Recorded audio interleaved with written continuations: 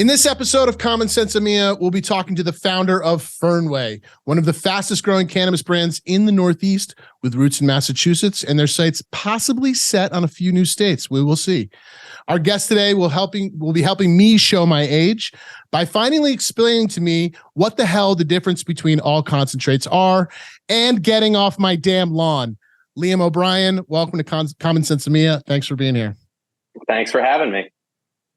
It's a wonderful pleasure to finally have you here. Full disclosure, a brand new, very, very happy client, aren't you, Liam?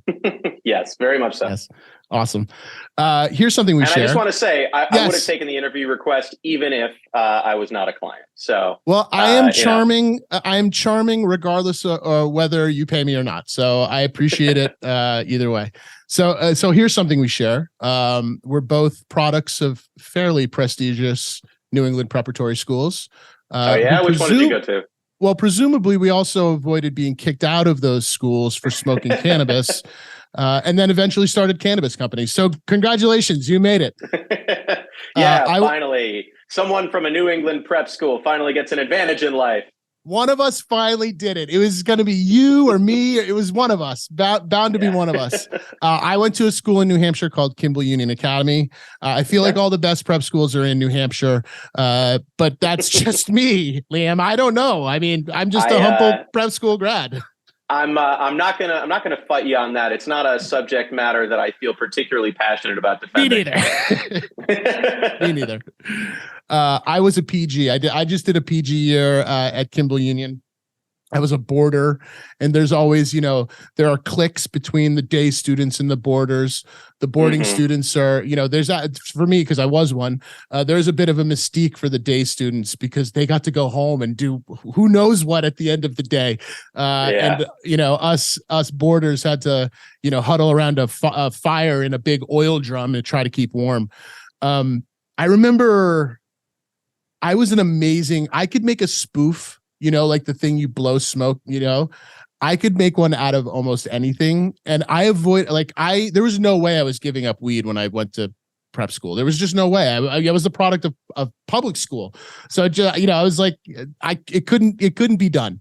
And I avoided every opportunity to be expelled from school. And I did, amazingly. It was a lot of work going to prep school. It's not the same thing. It's a whole different ball of wax. Tell me about your experience. I couldn't agree more. It is definitely a lot of work. And I think that, is something that at the time I resented. And now looking back, I'm pretty grateful for, because I think it helps build a particular degree of work ethic certainly around just like composition and projects. But it also was one of those experiences that I look back on and I'm like, I had a lot of homework. Damn. I think I had more homework than a lot of people. And, definitely you did. Maybe that was what made me maybe that was what makes me now feel so comfortable, pouring through spreadsheets and emails and public records and regulations. I went to a high school it's a day school in New Haven, Connecticut called Hopkins. And I was also a product of public school, but the public high school that I was about to go into, I was in junior high and I was about to graduate and go into the public high school, was experiencing some like really gnarly issues. There was black mold in the building. The PTA voted down like 17 straight budgets. There was a bunch of power struggles going on the administration level. And my mom, who was bearing witness to this because my sister at the time was finishing up her senior year in that high school, sort of evaluated that and said, I don't think this is a good place to send you. So we got to get Liam out of this tire fire. But, I think that I at the time was, I was totally open to finding, a new class of friends, a new group of friends. I still had folks that I was leaving behind from my old school, but, I was going from junior high to high school, and it kind of felt like a natural transition point to be able to get a fresh start. And not only did I get that fresh start, but also I ended up meeting the guys who I got high with for the very first time, and who years later became my co-founders of Fernway. It's funny how that happens. And that's kind of the brings me into my next rant statement, and maybe even there's a question in there, Liam. I don't know. Maybe we'll have a conversation. Who knows how much I'll railroad this. I feel like the public perception of things like Skull and Bones or the Illuminati, like I kind of get why those exist, because institutions like Hopkins, like Kimball Union, all these old prep schools, they exist. And what happens is, you're thrust into living with these people. You've gone from being a public, and not you, because you were a day student, but me, I graduated public school. I went through 12 years of public school and then was thrust into a dorm with all these people from all over the country and all over the world. The great grandson of Otto von Bismarck was in my graduating class. And people are like, that's fucking crazy. Otto von Bismarck wasn't a real person. Like, yeah, he was actually, he was the king of Prussia. Like, what's Prussia? So the fact that people think there's an advantage to people who go to these schools, it's not far from the truth. And you build and that's part of the lure of these prep schools and private colleges, are that you are embedded with people that you perhaps would not have otherwise met in your life. And you develop these networks that then turn into professional networks. And sometimes, if you're lucky, you meet lifelong friends. And even if you're luckier, you turn those friends into co-founders. So it's true. I do want to just add one caveat there, which is that though I did meet though I did go to high school and become friends with 2 out of my 3 co-founders, and I've known them for many years. We've been getting high together for many years. Mm-hmm. One of them, my partner Kevin, I actually met him even earlier in my life because he used to take violin lessons from my mom. Interesting. Yeah, so he's been around. So he's been hanging around waiting for you to do something for a long time. He's like, either I'm going to start a band with this guy, or, there's something about Liam. I'm going to hang around with him for a little while. It's a tangled web we weave. So talk to me a bit. I mean, I know when you're in high school, you're not really thinking about these are going to be this will be my future professional network. And you're just playing sports with these people. You're maybe in detention with them. You're smoking weed with them, if you're me, deep in the woods. Deep in the woods. But talk to me about building those networks and kind of, because the value of network, especially for a young entrepreneur, you are super lucky that they were your best friends. But talk to me about kind of building those out, and kind of understanding, well, these are the people that I'm going to kind of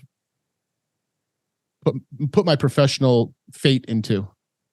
I mean, I'd be lying if I said that I had any idea of that back in high school, but I think that the seeds were definitely planted, because for me, I look back on the decision that I made to leave my previous career and strike out with Fernway, strike out on the path of entrepreneurship. And it was, in retrospect, a decision that was made a lot easier. It was a lot easier to make that decision because of the relationships that I had that had been built up over years and years and years with these guys. And, I'll go a little bit more into detail about that. So after I graduated, I went to college in New York City, and then sophomore, junior, and senior year, one of my co-founders, Kit, our CEO, he and I shared a room. We were roommates, and the college that I went to NYU. It doesn't have a lot of campus life. It's really just it's somewhat decentralized. You have to really create your own community. And so having a friend who had known me in high school, and someone who was my roommate, who I got along with enough to be able to share a room for 3 years, was a really important. It was a really important through line for me. And I think that after I graduated, maintaining those friendships that I had with people that I went to high school with it also felt like I was, holding on to a valuable connection, not because it was going to bring me professional advantage in the future, but just because, I value longtime relationships and friends. Sure. And because I had, because I had switched schools, because I didn't have a very large graduating class, I think that every time that I found one of those relationships and connections, I could instantly tell that it was special, and I would do whatever I could to continue to cultivate it, to appreciate it, to validate it. And I think that has been something, getting into that habit and sort of seeing the value of those relationships meant that when, for example, Kevin and Kit came to me and they said, hey, this was back in 2017, 2018. They said, hey, we're thinking about maybe leaving our jobs and starting a business together, and maybe in cannabis. Are you interested? Like, I didn't have to agonize over whether I said yes. I knew in my heart that this was a team and a group that I could trust because I'd known them through thick and thin. So let me ask you, because like I've definitely, been sitting around the table, maybe one drink too many with my buddies being like, we should start a bar, or like, why don't we start a band? Like those things. I've had, 1,000 of those conversations with friends I love and friends I would start a band with or start a business with. Talk to me about like, and I want to get into, we'll get a little bit more into this a little bit down the road, but I'm curious about that phone call from your buddies where they're like, hey, this is what we're thinking about. What do you think? Like, it's, it sounds so flippant to be like, yeah, it was my buddies. So of course I was like, yeah, let's do it. I'm sure it was a much harder decision than that. Maybe not as hard as others, but I'm sure that's, how do you know that this is the right thing and this is just not another crazy conversation? Kit's just being Kit again or whatever. It's a great question, and I think you're absolutely right that I can look back in retrospect and say, oh, it was a super easy decision because look at all the great things that have happened. But at the time, I was certainly not as confident as I am now. But I think the things that really sort of defined that inflection point for me were that it felt like the stars were aligning a little bit, and what I mean by that is that so like I said, Kit and I had lived together in college, but then after college, he left New York to take a job for Teach for America. Kevin had gone to college in Atlanta, and he had stuck around in Atlanta afterwards because he had actually started his own business in the nightlife industry. And so I was, these two, close friends of mine, I just didn't really have a chance to see that often. And then a few years later, Kit came back to New York to go to law school, and Kevin moved up to New York to take a job in management consulting. And for the first time in years, the three of us were like in the same town, and we were able to hang out like old times. And so it felt both familiar, but also because I was in a place in my career where I had found a job I really liked, but I was sort of similar to Kit and Kevin, feeling like I had done all the suppostas and was curious about what it would take to build something of my own. Like, we all three had that same drive and that same desire. And the fact that we were able to talk about it with people who we felt so comfortable with and who had, known us, for many, many years, like, it meant that conversation felt like it carried more weight because it was something where I could, rather than feeling like, oh, well, this is a lark, it's never going to happen because, I don't know these guys and they don't know me. It was like, yeah, I could actually like envision spending a lot of time in the trenches with these guys. These are my boys, And you have a lifetime of friendship with them. Right. And then you took this kind of space apart.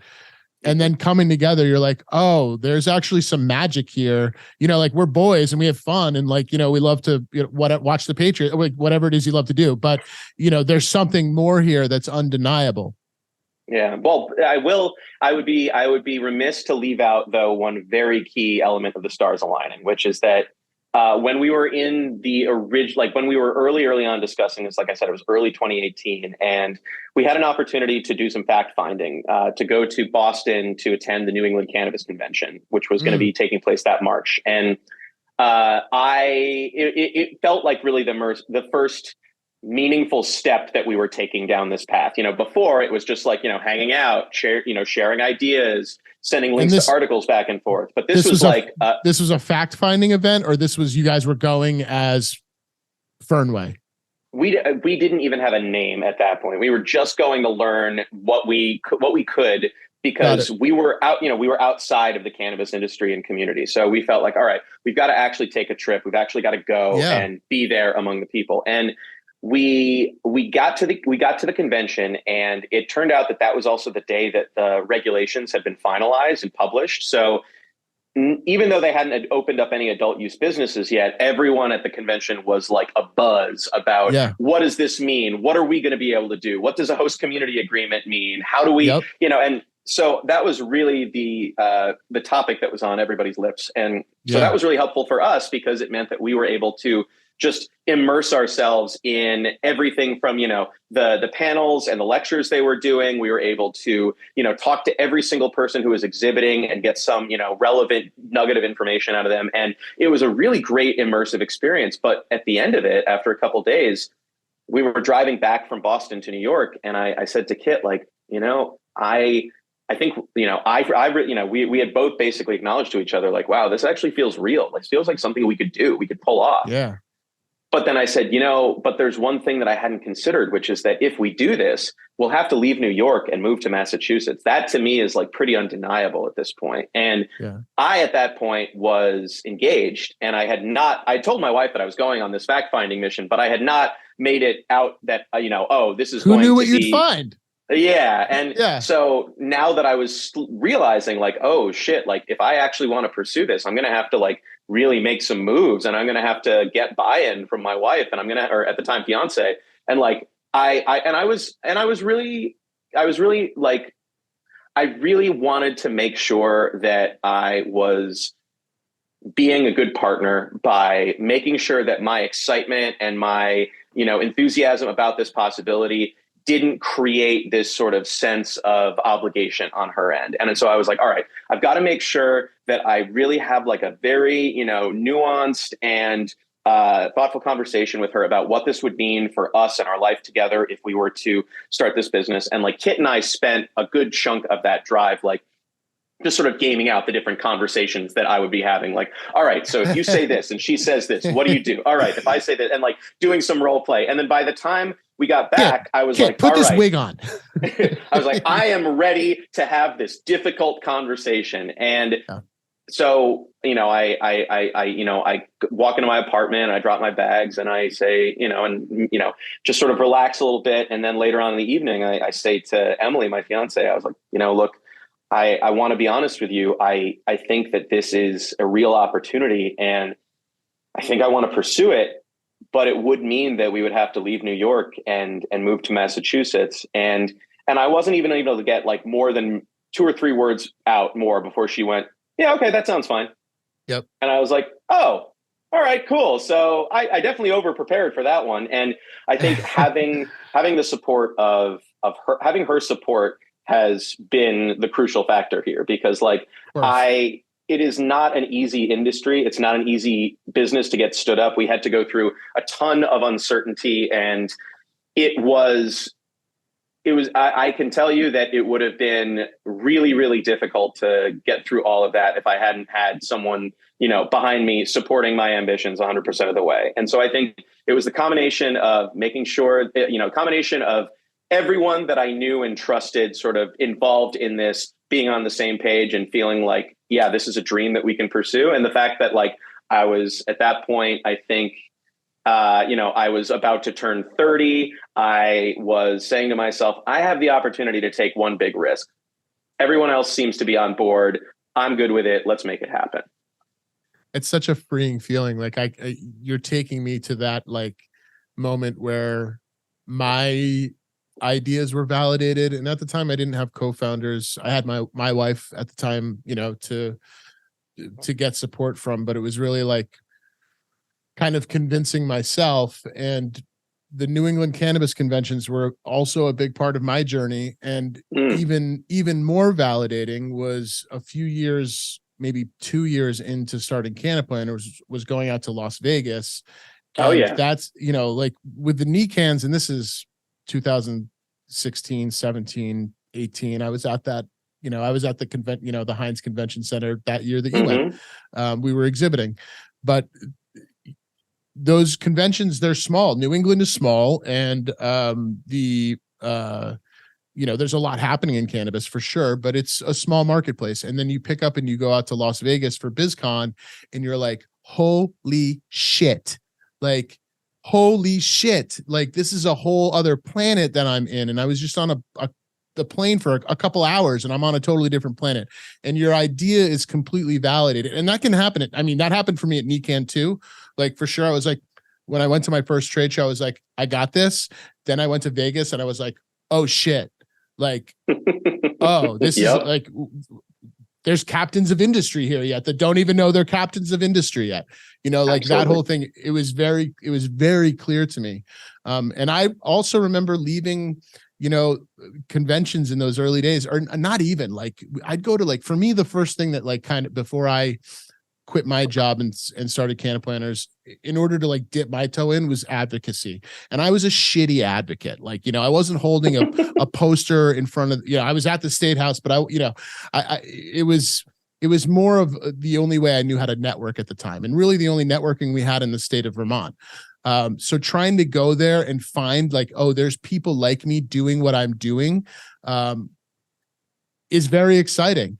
And, you know, the fact that you had your boys there being like, all right, Liam, this is what you got to say to your wife. Like, this is how we do it. This is how we get to Massachusetts. Yeah. And the fact that you didn't, you know, she was bought in. That's, you know, that is an alignment for sure. That is the universe saying, Liam, here you go, buddy. Don't fuck this up. So you had a job, right? Yep. You were working for NPR. You were working for the Moth. Can you talk to me about the Moth? Tell my listeners what them. That's a big part of my podcasting, you know, role back when I used to commute in a car. What's the Moth? So the Moth is it's a lot of things, but the best way to describe it is that it is a nonprofit organization devoted to promoting the art of live storytelling. And so they've been around for over 20 years. They're based in New York, but they have an international presence. And they also, you know, the way that they have built their brand and their, you know, their presence is at first they were just doing live events. And so their live events have remained largely unchanged. They have sort of their bread and butter, which are called their story slams. It's like a poetry slam, but instead of going up and reading poetry, you go up and you tell a true story about your life. You are given a time limit. You're given like some basic restrictions, you know, on what you can and can't do, like no props. It's just got to be you up there telling a story about your life. It's got to be true.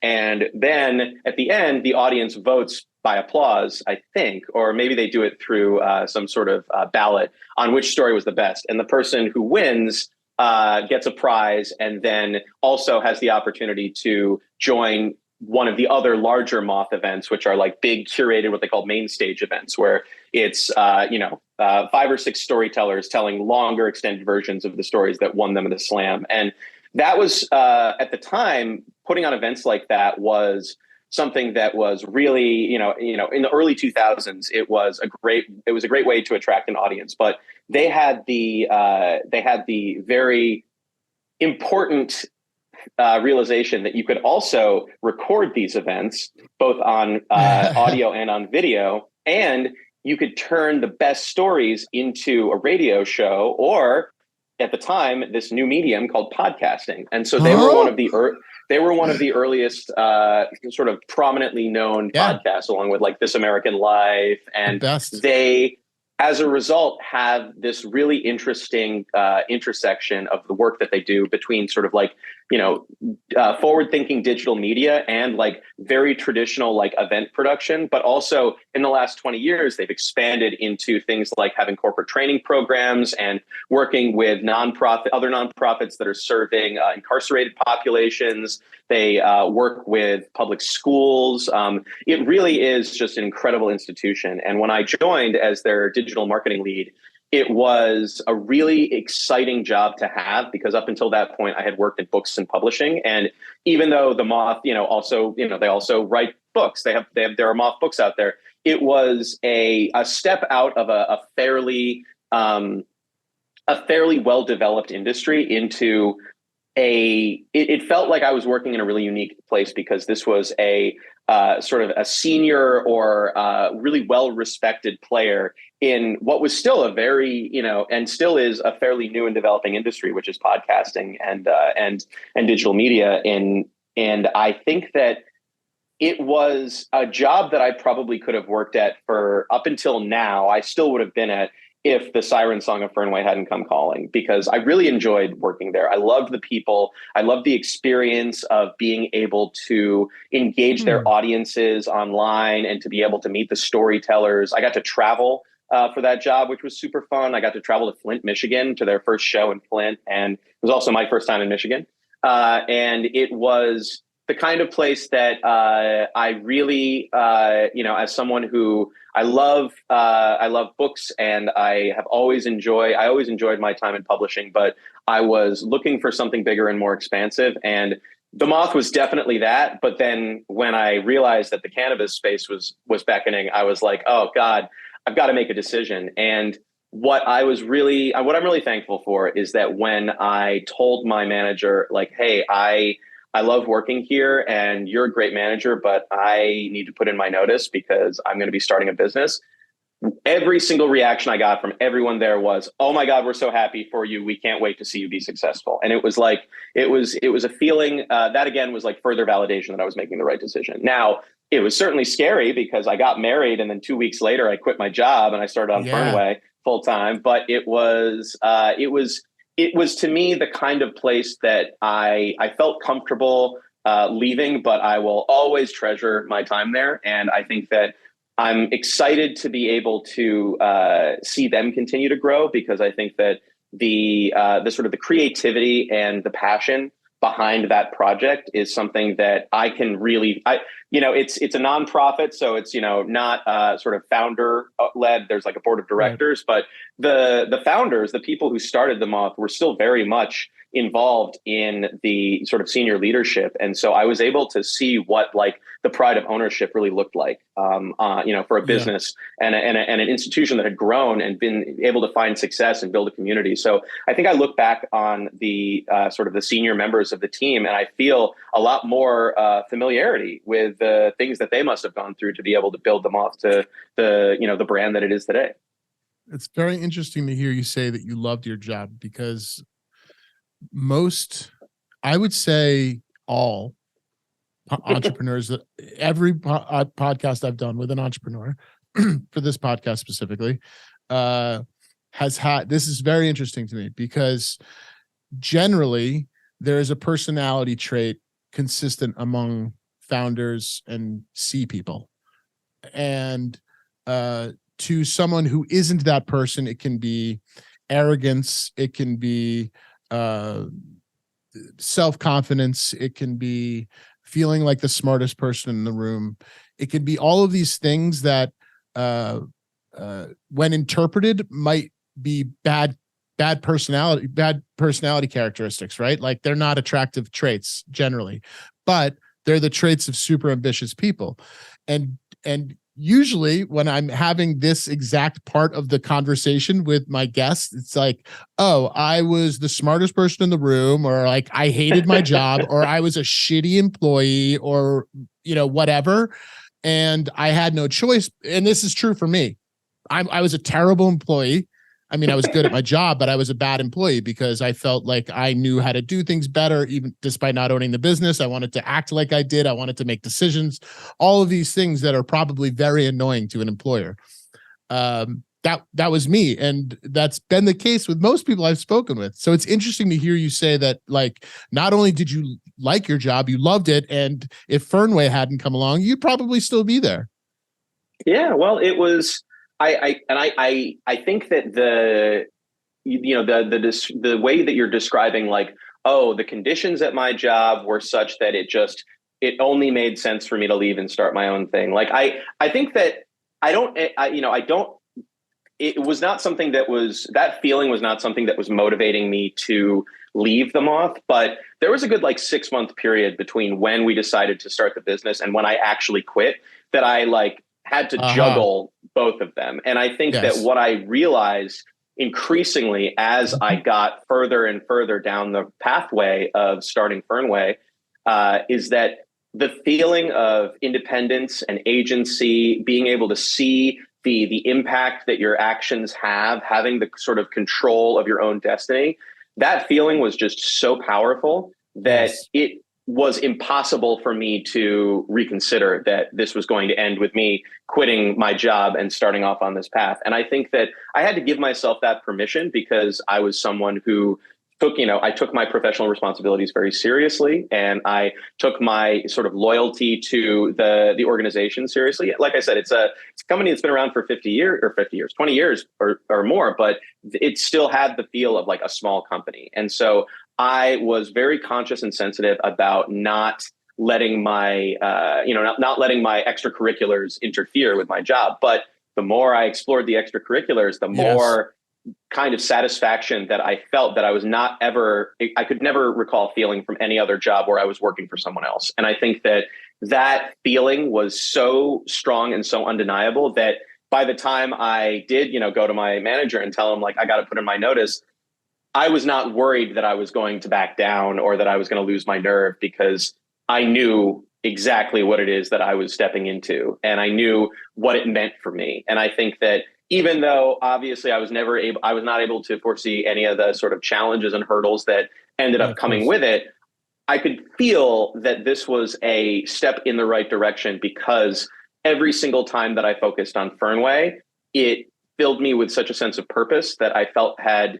realized had been missing in my other professional pursuits. And I think that to me is a very familiar experience that I've also heard from other entrepreneurs, that like once you start working for yourself, it's very difficult to go back. 100%. I say this to my partner all the time, which is, Cannaplanners has to do well.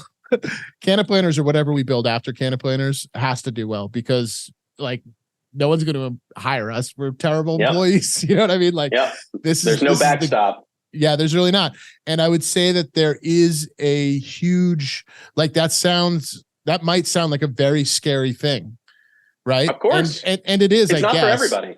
No, it's not. But just that feeling alone of being like, okay, not everybody can believe, most people won't believe in themselves to think that they've got it. Do you know what I mean? So that fear, which maybe, and I'm not using the word fear in terms of like a nightmare, but I mean that reticence of not just jumping right in when Kit's like, let's build a business, and waiting that 6 months and like trying to fact find. Really what you're doing is kind of validating yourself. On the car ride down after NECAN, it's like, yeah, all right, we'll start a business. And then every day you're doing something, you're like, oh shit, we're starting a business. And then one day you're like, we have a business. Right. And maybe you're still working. And that's exactly what happened to me. And I was working at a job realizing like, I'm not doing my employer any favors by like trying to balance both of these things, when meanwhile, like I'm giving less and less and less of a shit about this thing that's not mine. Yeah.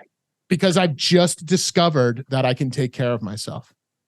Absolutely. And it's something that I know it's not for everybody. And I think that I didn't think that it was for me until I tried it. And that, I think, combined with the support of, my closest friends, and, the fact that when I told my parents, like, hey guys, I'm going to be quitting my job 2 weeks after we get married, so that I can start a cannabis company. When I said, oh, and it's with Kit and Kevin, they were like, oh, well, we know Kit and Kevin. Those guys are great. Yeah, you'll do fine. Sure. And, but it was, I was not the only one who was going through this. Kit quit his job first. He quit his job in August of 2018. But, Kevin was still working in his management consulting role. I was working at the Moth until late October. David, our fourth co-founder, we connected with him a few months into our sort of, after NECAN, like we were basically like trying to figure out what pieces we needed to assemble to move forward. And we all realized like, none of us have a finance mind. We need a CFO. We need someone who can really build a financial model and can really be the money guy. And when we had that realization, it just so happened that David, who is a friend of Kit's little sister, was working at a hedge fund, analyzing some of the Canadian cannabis producers, and just as an extracurricular, just something he was interested in. And he connected with Kit. They had a beer, and the rest is history. But we all had to sort of accept that there was going to be a point where we, as we like to call it, we burn our ships and go to shore. And I think that we all found our way to that point, but it was the feeling of if we do this, there is a place to land that made it possible. And the place to land was each other for at least a few years, because it was a long wait between quitting my job in October 2018 and selling our first product in February of 2021. And I presume you weren't paying yourself at all Well, until then, you know? For at least not for the initial days. We did end up doing a small fundraise to be able to get us through the licensing process, and that allowed us to pay ourselves a small salary and actually, like, you know, live and not just have no income, which I had, which was basically like the first 6 months of post moth was no income at all. And I think that was something that we knew would not be sustainable, but that it also was, in retrospect, one of the most important things that we did for ourselves to be able to allow us to focus on this full time. And I look at other businesses that I've met along the road, and I encountered a lot of people who were incredibly smart. They were incredibly driven. They were gifted. They were focused, but they had to work their full-time job while inventing this, you know, business in their free time or in the garage. And not everybody can do that. Even if you do have everything that it takes to be a solid entrepreneur, if you've got a big weight on your attention, on your time, on your bandwidth that is 8+ hours a day, it can be very difficult to take advantage of those opportunities when they come along. And I think I am constantly thankful that we gave ourselves the space to be able to focus on Fernway full time, because it meant that we were able to become subject matter experts and that we were also able to solve problems whenever they arose. And I think that it was also clear to us from jump that we were going to be waiting a long time. There was not any public information about this, but we did a lot of discussions with other applicants and people who had applied for licenses. And what we found out pretty quickly is that we could expect to wait probably a year between submitting our license application and getting a license. And that is exactly what happened. And that was a long year. That was a long year to wait, because we had a lot of work to do in that year. But after a certain point, you're waiting on a regulator that will not respond to your emails. And it just kind of feels, it can be easy to lose hope. And I think that being able to put ourselves in a position where we could give each other hope, as well as continue to support all of our different, activities that we needed to be able to prepare to get the license, to renovate our facility, to build our brand, to develop our products, like all these things that we had to raise money for and we had to mobilize resources for, like we would not have been able to focus on those fully and to be able to avoid hazards and take advantage of opportunities if we had not given ourselves the ability to live and work full time for this company before we actually started making revenue. Well, I feel like incredibly envious, because I did not have, like, your parents, your friends, your spouse, whatever, like those are people who obviously will support you and love you no matter what. And but there's that doesn't mean they get it. That doesn't mean they can contextualize the emotion that you're pouring into this, the time, whatever, it's just the energy, however you cut it, the amount of work you're putting into building something. You're incredibly fortunate to be able to have these people around you who were rowing the boat with you, but also had been rowing the boat with you for most of your life. That's amazing. Talk about, a story you hear frequently from founders is regarding the co-founder kind of duality relationship, however many co-founders you have. Like most times it doesn't work. I've gone through a couple co-founders myself. And for whatever reason, work ethic, or usually work ethic, but it doesn't always work. And it sucks when it does. It really sucks when it doesn't, because there goes your support, group for building this company together.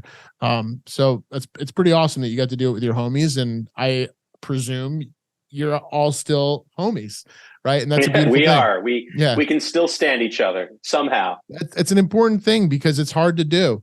And that leads me to my next thing. And I will show the relationship how momentarily. So I've heard you talk about your mom before. She's a working musician. That's amazing. That's another thing people can't contextualize is what that means. It's like, oh, you play the violin. Like, that's awesome. No, yes, I play the violin, but that has nothing to do with being a working musician. So following my graduation from college, I was also a working musician. I toured the country in a rock and roll band for like 4 or 5 years, playing hundreds of shows around the country with my buddies, like my co-founders, my bad bunch. And one of them was Josh Cleaver, who's the creative director of Cannaplanners. And we toured the country together forever. And luckily Josh and I didn't, there wasn't anything terrible that happened with Josh and I, but being in a van with 4 dudes, like driving thousands of miles, like you want to murder each other at the end of a small tour. People don't really, like I said, people don't understand what it means to be a musician. You're on the road for, sometimes 10, 12 hours a day. You're waiting till like 9 p.m. to start work. And then you're playing, music till 1 a.m. to a bunch of drunk idiots, or if you're lucky, to drunk idiots, and usually to an empty room, like all of these things. So it's a real hustle. 90% of it has nothing to do with playing music. So I'm sure your mom kind of relates to this. You wear all the similar to like being an entrepreneur, a founder, you're wearing all the hats. You're the you're the violin player, but you're the booker, you're the manager, you're the, the caterer, whatever, the light guy, the roadie, you're all of these things. So I'm kind of curious what your perspective of that, specifically your mom being a working musician, what your perspective of that was, and like how that impacted your understanding of what work ethic is. I can definitely speak to that. It's had a huge impact on my perception of work ethic. I think that and my father too, because my father and mother actually met in a band back in the 70s. They played in a disco band together that toured. Hell yeah, they did. They were cool as fuck, Liam. Yeah, they played like bars and restaurants and parties in Connecticut and New England, and they my mom continues to be a violinist. My dad decided at some point, like, I'm going to put down the bass and not forever. I'm going to, my dad still plays, but that's when he decided to enter the law career. So yeah, he was a little late to the law. He went to law school when he was in his early 40s, when I was, just a baby. But it was, I think, I was able to witness 2 sort of different manifestations of extremely strong work ethic growing up. One was my mom, who, is often a solo proprietor. She does, collaborate with other musicians. She has sort of like a couple different ensembles that she's been part of over the years. And she does gigs with, multiple other musicians sort of as part of an overall roster. But she really is like a solo owner and operator of her business. And watching not only, her on the hustle, but the extreme satisfaction that she took from the hustle, and just the pride that she would exhibit and continues to. Like, I was on the phone with her and my dad and my sister the other day, and my mom was bragging about how many gigs that she's already booked for 2023. And like, she's in her mid 70s at this point, and she's still going strong. And I think it is exhausting to be a musician. Like, that is, of course, that's amazing. Like, I would high five your mom, because like, absolutely, the exhaustion I feel for her just hearing that is incredible. And usually what happens, and like, this is what I love most about your mom. I love your mom, but what I love most about her is like, it took me 4 years to like hate music. You know what I mean? Like, it's very easy to be like, fuck this. Like, I never want to play the guitar ever again. I never want to sing another song. If I never hear another note, it's going to be too, like, all those things. Like, that's not an uncommon thing. Meanwhile, you heal, you learn to love music again. You come back, you pick up the guitar, you still got it. But it's painful. It's painful to be a musician, because deep, and now I'm talking about yourself. I'm not, and maybe your mom can relate to this too, but deep down inside every musician, there's like a teeny tiny little rock star just trying to get out. And usually what happens is what happens to 99.999% of musicians is they just play music. And that's totally beautiful. That's a beautiful thing. The world should be full of music, but turning it into a livelihood and also not becoming bitter about it, that is beautiful. That is truly beautiful.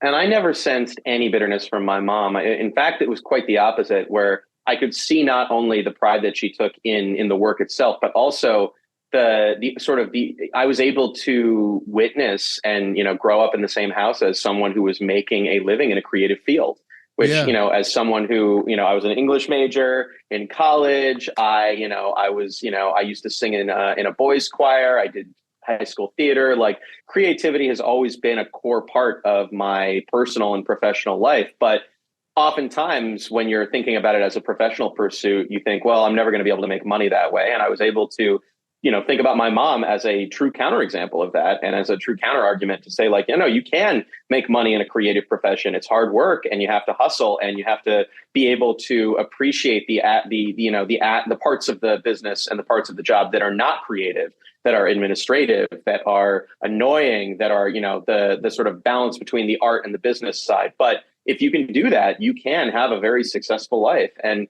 I think my dad is sort of a different example of that, where he's someone who, even though, his work in the law was not something that I think was satisfying all of his creative impulses, he still maintained like plenty of creative pursuits outside of work while also working incredibly hard. Like, this was someone who he was out the door by the time that I was awake, and he had a very long commute to go to his job at the law office. But it was a job that he really loved. He still, he only stopped practicing law relatively recently. He's always loved the law. And I think that being able to see someone who, sort of joined up with a, for lack of a better term, like an industry with institutions like that, versus the sort of solo career that my mom has had, and still is able to, find satisfaction and, achieve satisfaction and achieve success. I think that to me it was great to be able to have those examples growing up, because I was able to say to myself, like,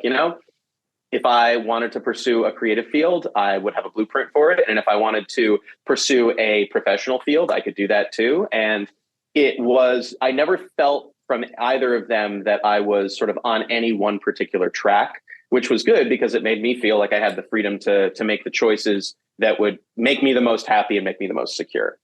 And they were supportive of you. And of course, I'm sure that's all they wanted of you, is happiness, whether it was through creativity or being, an Uber professional, or in your case and my case, figuring out a way to kind of combine the two and, be expressive and have our own voice, but still like go to work every day. Absolutely. That's awesome, man. That's a beautiful thing. My father, also an attorney, same deal. Like, he growing up, bounced between firms, before starting his own. And I think, it took me a long time before I was even being in a band, it took me a long time before I was self-aware enough to like understand what was happening, even to me. Like, why is dad spending so much time at work? Like, I didn't get that. Am I, being in a band, like not really being conscious enough to understand that that I'm being an entrepreneur, that the opportunity, like I'm hustling and it feels like I'm just driving around the country playing the guitar, but like I'm giving good customer service, and I'm cold calling, 1,000 venues a month or whatever it is it's interesting that you had that self-awareness young enough to be like, okay, this is like, I have the best of both worlds here, and I have really good role models who are showing me the right way to do it. You're surrounded by good people, Liam. You're surrounded by good people. You're very fortunate. I'm a lucky man. You are. So let's talk about Fernway. So sure. You're at the kitchen table telling your wife, like, hey, I see an opportunity. And she's like, let's do it. So, and I know it wasn't Fernway, but how did you know it was this business model? How did you know it was concentrates? How did you know that this was kind of the area that you would all thrive in? Because you hadn't come from cannabis, you were consumers, presumably, right? Like you liked weed, but what did you know about any of this? Well, short answer, not much. I think that we accepted that and embraced that. We embraced that our inexperience was something that we embraced our inexperience. And I think that was honestly one of the things that pointed us towards branded goods and away from other verticals like cultivation and retail. So I think, part of this was that we were looking, and we knew that Massachusetts would be our entry market. It was the only state in the Northeast at that point that had legalized. It was close enough to New York that we felt like we could travel to and from there without it being too much of a headache. And the most important thing, the state of Massachusetts was not going to be placing a hard cap on the amount of licenses they gave out, which meant that we were not going to have to compete with people with, millions and millions and millions of dollars in venture capital that they could just use to basically shut out competition. We knew there was an opening for a new enterprise for a startup like ours. And we realized pretty quickly that, if we were going to, for example, go into cultivation, not knowing anything about cultivation was going to be a problem. And retail, I have worked retail before. I had no desire to return to it. And hard. And it also is, in Massachusetts, you're only allowed to have 3 stores. So you have to be very, you on one hand, depending on when you open, you can get a lot of customers quickly, but in the long term, you have to have a really good location. You have to, it is an endurance test to be able to open a retailer in a new state, because eventually there's a lot more retailers and you don't have the same clout that you used to. So I think for us, we looked at retail as a game that would have more hazards that we would otherwise want to avoid. But manufacturing was really intriguing to us for a couple of reasons. One, we knew that there was value in building a brand, and we knew that manufactured goods would be a better brand vector, a better brand vehicle than retail or cultivation. Even though flower is the most popular product on every dispensary menu, we knew that the branded goods space was expanding, and we studied other markets on the West Coast, and we saw that in particular, vapes would start to take market share away from flower and other inhalables the moment that a state's legal market opened. And so we sort of zeroed in on vapes, and we said, if we do one thing really well, it will set us apart from the competition, because Massachusetts at that time was, and still is, largely dominated by vertically integrated players that do, cultivation, manufacturing of every single cannabis product you can imagine. They do their own retail, and we didn't have the resources to do that, but we also knew that we could get our foot in the door if we specialized. And so that was large, that and the fact that vapes and cannabis vapes were something that we weren't early adopters of by any means, but like we each tried them and been like, holy shit, this is a game changer. Like, you can get high without having to light a joint. You can, put this thing in your pocket and just like go to the party and not have to worry about like it coming apart in your purse or something like that. There was that sort of aha moment that you get when you try a product that is a truly innovative product and you go, oh my God, yes, this changes everything. And I think that understanding that there was a market that was going to be growing, that we could get a position in, if we specialized, if we were subject matter experts, if we built our business around the product rather than build the product around the business. That was a thing we heard from a lot of cannabis entrepreneurs. Like we heard it in the context of speccing out a lab and a production facility, but there was this continuous refrain of envision the product and build backwards. Don't do it the other way around. And I think our focus on product and our focus on product development in particular is something that has served us really well. But at the time, we just knew that we needed to make the best possible vape line, because that was what we were staking our business on. And that was it was a really compelling pitch to our initial round of investors, who were largely friends and family who had known us for many years. And everything was going really well until September of 2019, when the governor of Massachusetts banned all vapes statewide. Every single vape was pulled off the shelf. And this was in response to a rash of what was essentially poisonings Right. People were buying cannabis vapes in the unlicensed market. They were being the vapes were being treated with poisonous additives that were being used to stretch the supply of cannabis oil, and people were getting sick. And because public health officials had no real understanding of cannabis vapes or vaping or the sort of trade of unlicensed vapes, they took this as an opportunity to completely overstep and ban every single vape, nicotine, cannabis, it didn't matter. And that was a pretty anxiety-inducing time for us because we had just submitted a license application to the state of Massachusetts saying, we will only make vapes. We had just raised money from our friends and family saying, we will only make vapes. And now the governor was saying, No, not only can you not make vape, like not only are you not allowed to make vapes, it's actually like illegal for you to do that. And our total addressable market, it went from whatever to zero. And I think that it was certainly a challenge to keep the faith in that time, but we did because we knew that the idea was still good. And sure enough, the courts found that this was a case of executive overreach. They returned the power to ban vapes or any other cannabis product to the Cannabis Control Commission, who took a much more nuanced and thoughtful approach to the issue that was in the news. And they instituted some new regulations to make sure that no one was using those additives. And a few months later, we were back on track. And then COVID hit. And we had a whole bunch of other things to deal with. We had to be raising money during a pandemic. We had to start construction during a pandemic. It was, in retrospect, it was an incredibly insane emotional roller coaster. But throughout all of that, knowing that we were specializing and that we were using that to be able to build our brand and our community was something that never went away. And I think our focus on vapes was incredibly, I'm glad that we stuck to it because it was a space where we could innovate and we could build a community and a following. And I think that we were able to get people's attention and compete in the marketplace precisely because we stayed on track and we stayed with that narrow focus. And even though we've expanded our focus and will continue to do so in the coming years, having that as sort of our formative experience really drove home to me the importance of sticking by your guns.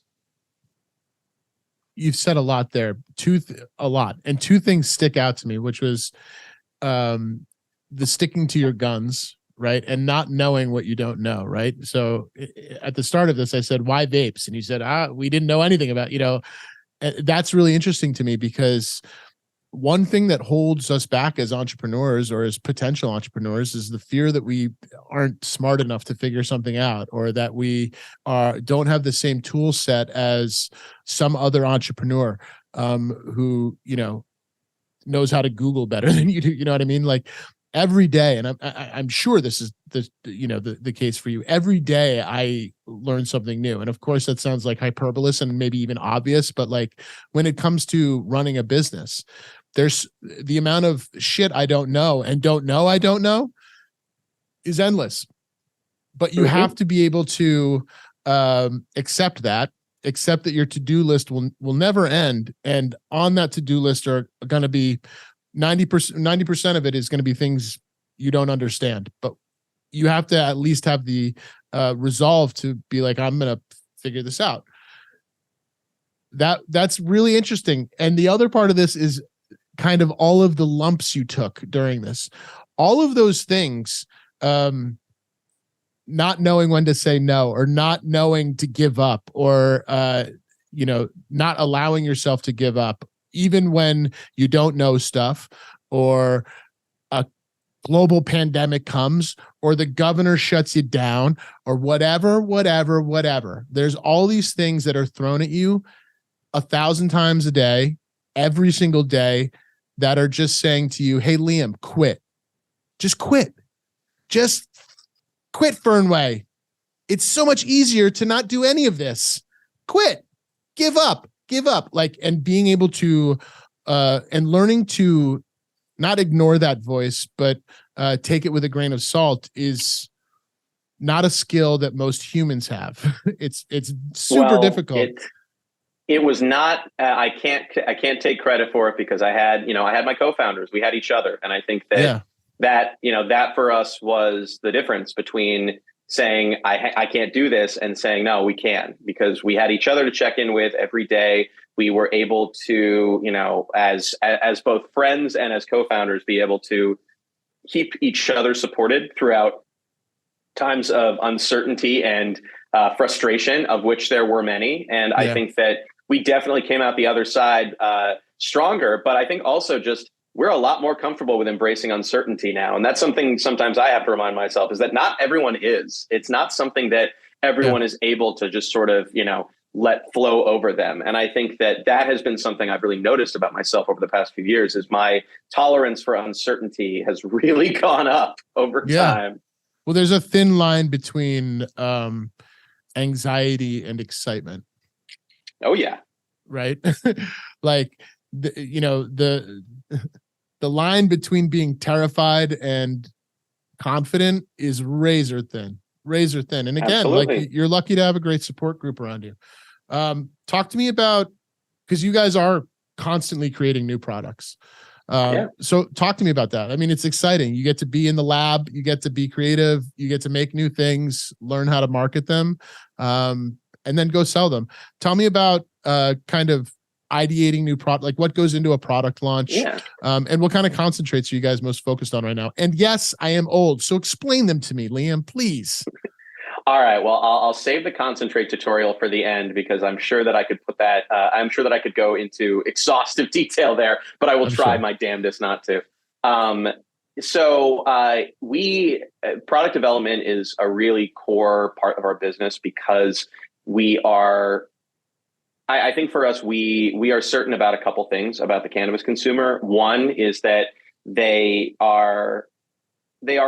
smart and they're sensitive, more so than I think a lot of brands may give them credit for. And even if they, for example, are not, super literate in the most, in the most current cannabis, discourse and science, they know when they're getting ripped off, and they know when they are getting something that's undervalued. And part of the experience of being a cannabis customer is being told that something is the new hotness, and then trying it and being like, this is not that exciting. This is not that new. And that cognitive dissonance is something that I'm very familiar with as a consumer. And I think that we also know deep down in our hearts that cannabis consumers, while they are creatures of habit, I certainly am. We all like our rituals. We all like our favorite piece, our favorite smoke spot, our favorite strains. People are creatures of habit, but because it's cannabis, because it is this new and exciting world that people are shopping in, that novelty does go a long way, but it can't just be novelty. It has to be novelty based in quality. And so for us, we take product development as both an opportunity to explore that novelty, but we are very careful and very deliberate about how we go about it, so that we can bake in the same degree of quality that people have come to expect from us. Can we perhaps contextualize with an example? Sure. Yeah. So what was your product launch this fall? Well, we had a number of product launches this fall. You know which one I'm talking about. Are you talking about the one that we threw that big party for? I think so. I think you had a party for it, and I think that it is like the flavor of the season. So yes, we in October we put out our pumpkin spice flavor. It was the first time we'd ever launched our pumpkin spice flavor, and that was a really fun launch and campaign, because we for us, like, part of the thing that we take really seriously when it comes to product development is being responsive and being able to iterate and innovate quickly, rather than getting dragged down in endless deliberations and decision making. And we build our process of product development and our partnerships with manufacturers and packaging vendors around being able to provide a true custom product, but at the same time be able to optimize our process so that we can do that customization and we can provide new products on a regular basis and not have it be like, one drop every 2 years. So when we did our pumpkin spice drop, we said, we've done flavor drops before, but let's put we put out new flavors before, but we've never done something where there's like a seasonal hype component to it. And totally. We had a great flavor formulation. It had these wonderful notes of like cinnamon and clove and a little sweetness to it. And we said, we could, if we put this out as pumpkin spice, then we can really build a whole experience around it. We can really build this seasonal hype around it that we've never previously tried. And so we really pulled out all the stops for it. We made a bunch of custom merch. We did this big launch party. We did a bunch of pre-marketing. Like, my team was firing on all cylinders, and it was a joy to behold. And I think that it's also, product development for us is about challenging ourselves. It's about pushing ourselves to do things that we haven't done before. And rather than just do variations on a theme, to create new themes. And so we are, I mean, I could go on and on and on, but I will say that one thing I really do want to bring up here is that we're about to face our biggest expansion yet, which is that we are not in a few months. Fernway is not going to be a cannabis vape brand anymore. We are going to be a cannabis brand. We are going to be expanding our offerings from just vapes to vapes, premium pre-rolls, and premium packaged flower. And that is going to put us in a position where we have a lot more customers, and we have a lot greater responsibility to those customers, because Fernway means quality, and Fernway means excellent customer service. But we are so excited to expand because we've built a brand that's very popular, and we take that responsibility very seriously. And for us, that means being able to provide new and exciting offerings to both our existing customers, but also to meet new customers, to meet the, 50, 60% of people who are buying flower and pre-rolls in dispensaries rather than the, 15, 20% that are buying vapes. And I think that ambition is something that is sort of shot through our product development process. We're always pushing ourselves to be like, can we make it a little better? Can we design it a little bit more deliberately? Can we make the materials a little bit more premium? There's a degree of restlessness that the product development process is sort of based in. And it's something that started with just the four of us around the table in a house. And a lot of the product development, that we're doing now is leveraging our team. We now have a big team of people who can help us do R&D and who are able to contribute to product development processes and to be able to provide ideas. And so we've expanded the brain trust, but we've always kept our focus on making sure that when we say that something's innovative, that it actually is. When we say it's quality and a premium, that it actually is, and that we are being convincing and authentic in both our words and our actions, because we are a product company. We're a branded products company. And if our vapes right now, and soon to be our pre-rolls and flower, those are our brand touch points. That's how we get to know people. That's how they get to know us. And we are 100% invested in making that first impression really, really good, because that means that it's going to, number one, lead to long-term customer value, long-term customer loyalty, but it also is a way for us to be able to take pride and ownership of what we mean when we say we're a premium brand that is, we believe that you deserve the best, that you should savor every moment. It's not just sloganeering for us. It's something that we actually live our values. That's awesome, dude. I love hearing, this is the this is the kind of growth trajectory I just love hearing about, where it's like we're focused on this thing, and then we become good at this thing, and then we recognize through developing this thing, a cartridge or whatever, we are now recognizing who our customer is, and we are now we are building that brand trust with that customer purely based on this one thing, right?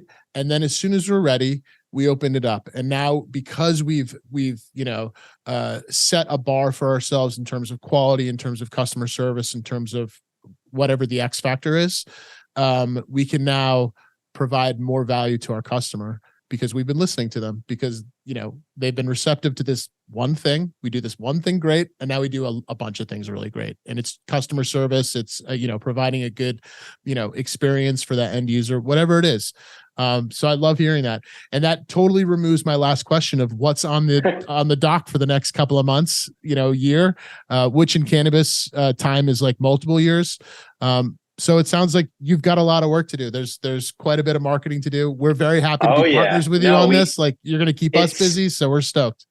Well, it's been great working with you guys, because not only is this a big new product launch, but it's actually a rebrand. We're going to be updating parts of our brand identity to sort of fit our new position as a cannabis brand, not just, a brand that's going to get a lot more visibility because we are selling products that a lot of people are, in a category that a lot more people are shopping in. but because we're going to be expanding. We're not going to just be a Massachusetts brand for much longer. Our next state we have our eye on is New Jersey. We're looking to open in New Jersey later this year. And beyond that, we see a lot of opportunity in continuing to expand and build a regional brand, and then, fingers crossed, a national brand. Absolutely. But it is, I think the way that we do that is by really committing to this idea of quality and innovation and being responsive to our customers, and actually leading them and giving them inspiration, but also accounting for them and their needs and acknowledging that in ways that are really obvious to them. And the other thing that I would be remiss if I didn't mention is that we also do have our newest vape in our flavor line that's going to be dropping the week after next. We haven't made any announcement yet on social media or anything, so depending on when this airs, this may be the exclusive premiere. But our new flavor is it's actually our first herbal flavor that we've done in quite some time. It's called Lavender Dream, and it's a wonderful combination of sort of soothing lavender and sweet vanilla. And so imagine, if you will, like a really nice fancy gelato that you might get at the end of a fancy meal. And it's beautiful. It's got a beautiful balance of flavor notes. It's nice and relaxing. We're going to be putting it out in our 510 half-gram cartridges at first, and then we're going to be putting out in our traveler format as well. And that is actually going to be our first flavor line product that we put out with our new branding. So it's also sort of a bit of a soft launch of our new branding. So any of you marketing geeks out there who want to see, what it looks like to turn a brand from one thing to another can get a glimpse of that by checking out our Lavender Dream when it drops Monday after this coming one. But it's that we have a lot of irons in the fire. We do, but it is always important to me to stay humble, to know your customer. And for me, that really means continuing to have conversations like this when people reach out to me on LinkedIn or on Instagram. I love to talk to people. And maybe this is a little bit of a personal plug opportunity, but if anybody wants to, reach out to me, learn more, get to know Fernway, you can check us out online. We're at fernway.com. We're on Instagram. Our handle is just Fernway at, FERNWAY. And if you are looking to get in touch with me, I'm on LinkedIn, and I'm sure there will be, you can feel free to put my email in the show notes if you'd like. I'm always happy to talk to people, whether it's entrepreneurs, existing businesses, people who are just curious about the industry.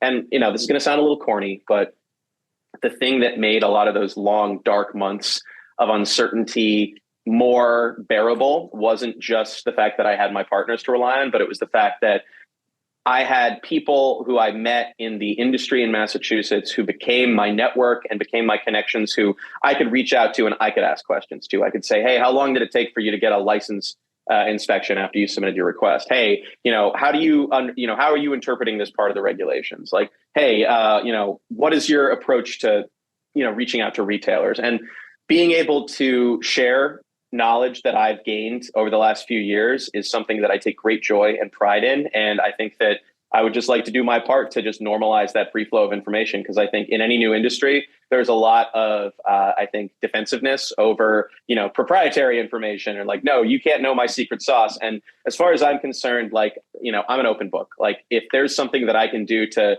help make your journey through this industry or any industry just a little bit less anxiety inducing and uncertain, I am happy to do it. So don't hesitate to direct people my way. That's a lovely sentiment. There's a section of the Steve Jobs biography where they're talking about, pre-Apple days, and Steve was able to open up the yellow pages and find the phone number of the CEO of HP, of Hewlett Packard. Simpler times. And just call him up and the same thing. And to think that, someone in the tech field could pick up the phone and call Elon Musk it's impossible. Maybe you could tweet to Elon and maybe he'll see it, but that might actually be a faster way of getting in touch with him. Yeah, totally.